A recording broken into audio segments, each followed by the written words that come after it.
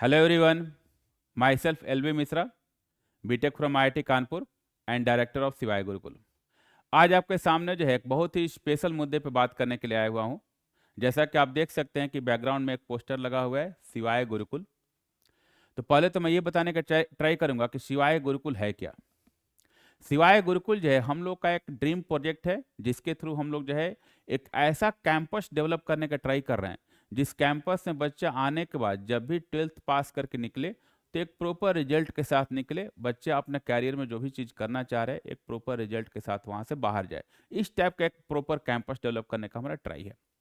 अब ये शिवाय गुरुकुल में क्या क्या चीज़ें हैं थोड़ा सा ब्रीफ में करूँगा कि जैसे शिवाय गुरुकुल जो है इसमें एक हम लोग का लगभग 6 एकड़ का एक कैंपस है जो कि पटना के पास ही बैरिया के आगे जो है महादेव स्थान पड़ता है। वहाँ पे हम लोग का धौलपुरा में एक कैंपस है जिसका tie up Baldwin academy school के साथ जो है हम लोग का किया गया है। तो बाल्डविन एकेडमी के कैंपस में ही शिवाय गुरुकुल हम लोग का कोचिंग चलता है, जिसमें हम लोग कंप्लीट जो है lodging fooding schooling and coaching complete solution बच्चों को प्रोवाइड करने का ट्राई करते हैं। अब ये थीम कहाँ से मेरे पास मतलब मैंने कैसे इस पे सोचना स्टार्ट किया, इस पे थोड़ा सा मैं बैक जाके बताने का ट्राई करूंगा। मैंने अपने कैरियर में बहुत सारे बच्चों को पढ़ाया और बहुत सारे रिजल्ट्स प्रोवाइड किए। मतलब ओवरऑल अगर देखा जाए तो मेरे पढ़ाए हुए कम से कम 1000 बच्चे जो होंगे different different IITs NITs and medical college में पढ़े होंगे। लेकिन ओवरऑल मैंने एक चीज़ फील किया कि पटना में जो कुछ मेजर कुछ इश्यूज हैं वो क्या क्या हैं। बच्चा जैसे बाहर से पटना जब तैयारी करने के लिए आते हैं तो एक तो फूडिंग का एक बहुत मेजर समस्या होती है कि एक अच्छा खाना जो है अच्छा हाइजीनिक खाना, टेस्टी खाने की बात नहीं करने, हाइजीनिक खाना जो है वो बच्चों को मिल सके, ये एक बहुत मेजर प्रॉब्लम होता है।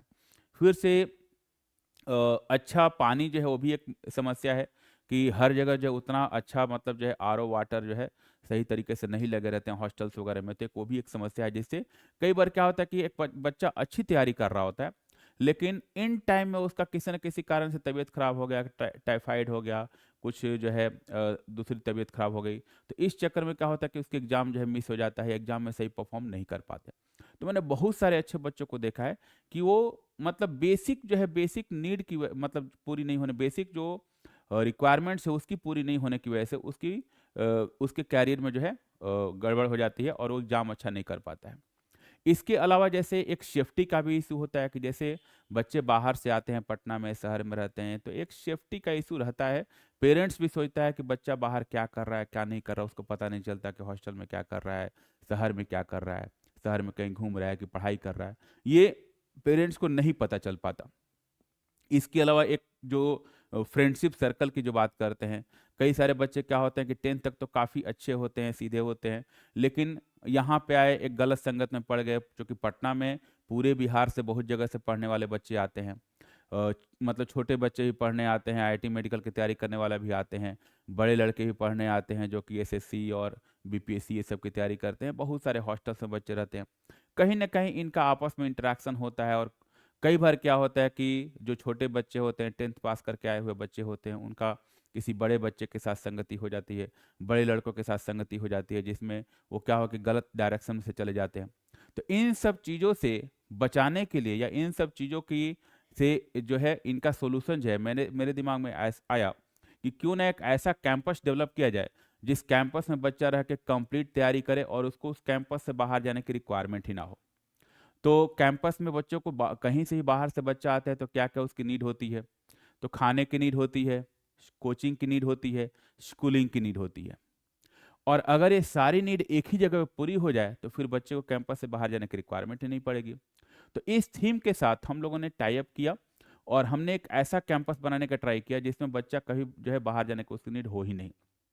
तो शिवाय गुरुकुल जो है पटना में एक ऐसा कैंपस है जिसमें स्कूलिंग के साथ साथ कोचिंग भी प्रोवाइड की जाती है और हॉस्टल में बच्चे रहते हैं, अपना हॉस्टल है, कैंपस के अंदर ही सारी फैसिलिटीज है और पूरा कैंपस जो है सीसीटीवी से लैस है, प्लस 24/7 जो है सिक्योरिटी गार्ड्स हैं। विदाउट गार्ड्स के परमिशन के कोई भी बच्चा कैंपस से बाहर नहीं जाता।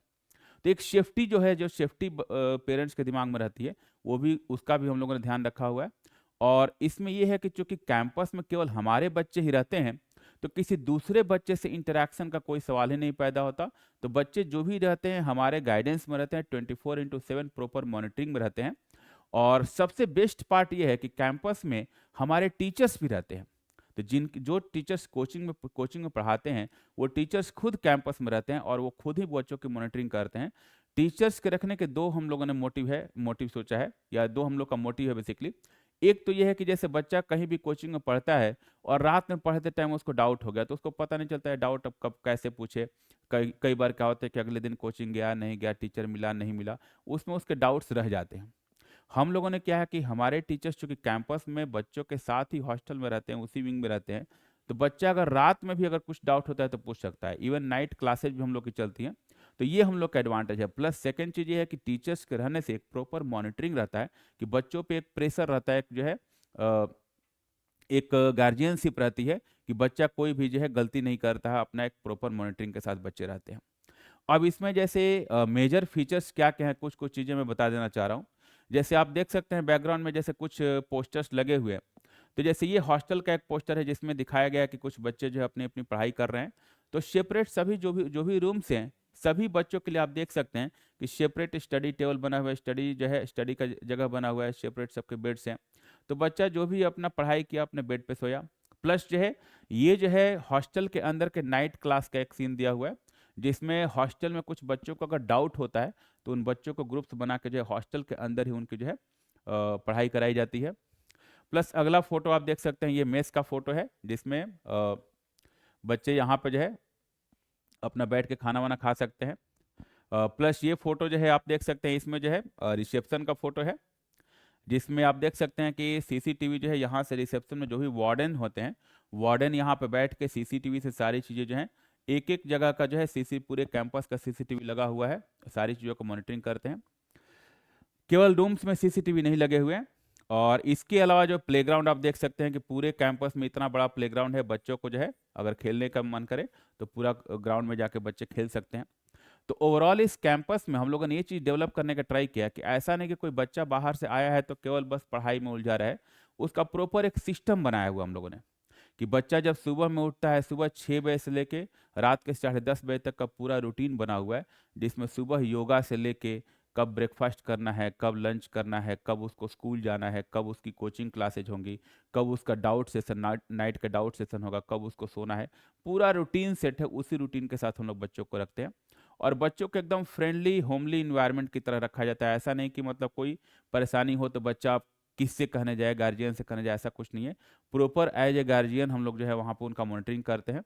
और दो टीम्स के साथ हम लोग बच्चों को एजुकेशन प्रोवाइड करते हैं। एक डेडिकेटेड प्रोफेशनल टीम है जो कि बच्चों को कोचिंग कराती है, जिसमें आईआईटीएंस एंड डॉक्टर्स की पूरी एक टीम है। और प्लस इसके साथ साथ स्कूल की एक टीम है जो कि बच्चों की स्कूलिंग कराती है, प्रॉपर स्कूलिंग का पार्ट कराती है। स्कूलिंग वाले पार्ट को हम लोग ने इसलिए रखा है कि जैसे कई बार क्या होता है कि बच्चा तैयारी में इतना उलझ जाता है कि स्कूल वाला पार्ट छूट जाता है, और एग्जाम में आईआईटी और मेडिकल में तो अच्छा कर जाता है लेकिन स्कूल में कई बार पीछे छूट जाता है, या स्कूल में कई बार क्या होता है खराब रिजल्ट उसके आ जाते हैं। तो स्कूल का भी रिजल्ट खराब ना हो, इसके लिए हम लोग क्या कहें कि स्कूल की एक प्रॉपर टीम अपने साथ रखे हुए हैं। तो स्कूल वाली टीम जो है स्कूलिंग वाले पार्ट पे वर्क करती है, और हम लोग की कोचिंग वाली जो टीम है वो कोचिंग वाले पार्ट पे वर्क करती है। तो ओवरऑल इस तरीके से हम लोग ओवरऑल जो है बच्चों को जो है 11th-12th की जो भी बातें हैं, स्कूलिंग से लेके कोचिंग तक का पूरा हम लोग जो है फिनिश कराते हैं। सिलेबस फिनिश कराने के बाद हम लोग का रिवीजन सेशन भी बहुत सारा होता है। तो रिवीजन्स होते हैं, उनके उनके डाउट्स क्लासेज होते हैं, डाउट सेशंस होते हैं। ऐसे करके हम लोग पूरा उसको जो है फिनिश कराते हैं।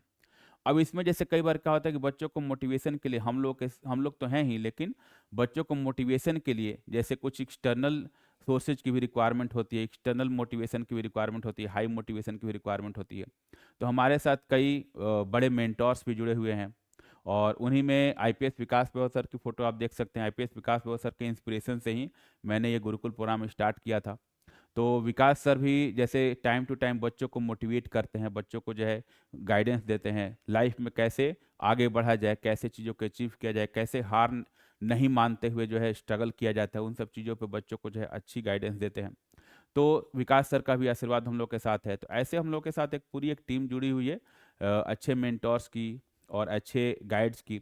तो ओवरऑल हम लोग यही चाह रहे हैं कि इस पूरे गुरुकुल प्रोग्राम के थ्रू जो है, शिवाय गुरुकुल प्रोग्राम के थ्रू बच्चों को एक ऐसा कंप्लीट कैंपस प्रोवाइड किया जाए जहाँ पे बच्चों को फुल एजुकेशन 11th-12th जो है complete education along with schooling जो है हम लोग प्रोवाइड करें।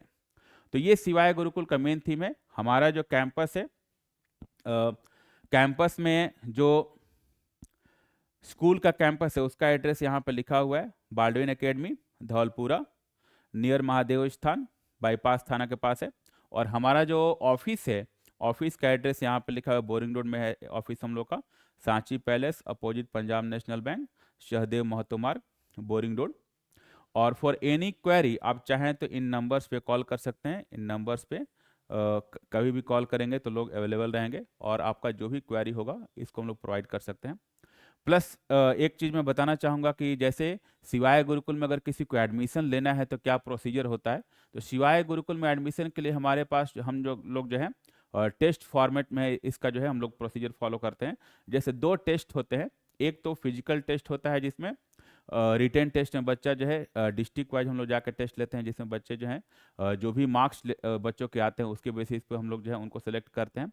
और प्लस जो उनमें बच्चे सिलेक्ट होते हैं, सेकेंड राउंड में हम लोग का इंटरव्यू होता है जो कि पटना में हम लोग लेते हैं। और उस इंटरव्यू के बाद जो भी बच्चा सिलेक्ट होता है उसको हम लोग कैंपस में एडमिशन लेते हैं। बाई चांस कोई बच्चा अगर टेस्ट मिस कर जाता है तो उसके लिए भी हमारे पास है कि जो बच्चा डायरेक्टली हमको फ़ोन करके हमारे ऑफिस में आकर डायरेक्ट जो है ऑन द स्पॉट टेस्ट दे सकता है। हम लोग वहीं पे उसका रिजल्ट निकालते हैं और हमारा पैनल जो है, टीचर्स की जो पैनल है उसका वहीं पे वाइवा या ओरल इंटरव्यू लेते हैं।